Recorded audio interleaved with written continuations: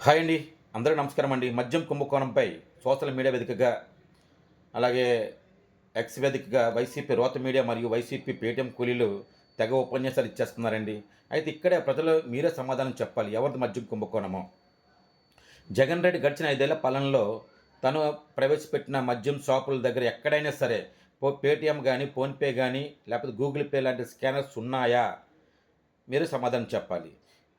ఆనాడు జరిగిన మద్యం కుంభకోణాలు ఏ విధంగా జరిగాయంటే, ప్రతి రూపాయి కూడా హ్యాండ్ టు హ్యాండ్ ట్రాన్స్‌ఫర్ అయ్యే విధంగా, తద్వారా జగన్ రెడ్డి ఖాతాలోకి మళ్లించే విధంగా ఆనాడు మద్యం కుంభకోణం జరిగిందని చెప్పేసి మనకి వాస్తవాలు కనిపిస్తున్నాయే.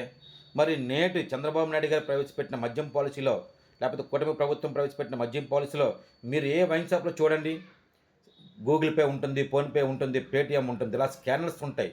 అంటే రూపాయి, రూపాయి కూడా ప్రజలకు సమాధానం చెప్పాలి అనే ఒక దృఢ సంకల్పంతో ఈ డిజిటల్ మనీ అనేది రూపొందించి ప్రతి ఒక్కడికి కూడా ఈ విధంగా మీరు మీ తాలూకా రూపాయి, రూపాయి లావాదేవీలు జరగాలని చెప్పేసి ప్రతి ఒక్కరిని చైతన్యపరుస్తూ ముందుకు సాగుతున్న ఈ కూటమి ప్రభుత్వానిది మరి స్కామ్ అంటారో మీరే సమాధానం చెప్పవలసిందిగా ప్రజలనే నేను కోరుకుంటూ జై హింద్, జై చంద్రబాబు.